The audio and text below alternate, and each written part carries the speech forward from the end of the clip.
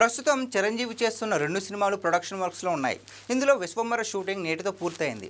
చిరు మౌని రాయ్పై తీసిన schedule dance నెంబర్తో గుమ్మడికాయ కొట్టారు.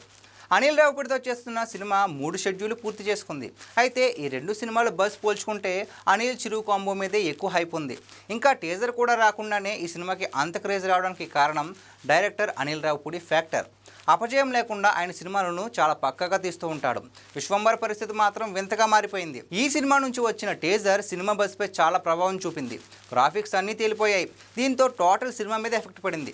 గ్రాఫిక్స్ స్కోప్ ఉన్న కథలో అవి పక్కగా కుదరాల్సిందే. యావరేజ్గా ఉన్న జనం ఆసక్తి చూపడం లేదు. టీజర్కి వచ్చిన రెస్పాన్స్ చూసి టీం చాలా బలంగా గ్రాఫిక్స్ని డిజైన్ చేస్తున్నామని చెప్పుకొచ్చింది. అయితే కేవలం మాటలైతే సరిపోవు. విశ్వంబరపై మళ్ళీ బజ్ రావాలంటే ఏదో బలమైన కంటెంట్ సినిమా నుంచి బదలాలి. అది సామాన్య ప్రేక్షకులకు సైతం నచ్చాలి. గ్రాఫిక్స్పై ఉన్న అనుమానాలు తొలగిపోవాలి. అప్పుడే ఆటోమేటిక్గా బజ్ అనేది వస్తుంది. ఇప్పుడు టీం కూడా అదే ప్లాన్లో ఉందని తెలుస్తుంది. సినిమా నుంచి వచ్చే తర్వాత కంటెంట్పై చాలా కేర్ తీసుకుంటున్నారు. ఈసారి విశ్వంబర్ నుంచి వచ్చే కంటెంట్ ఖచ్చితంగా అంచనాలు పెంచేదిగా ఉంటుందని తెలుస్తోంది.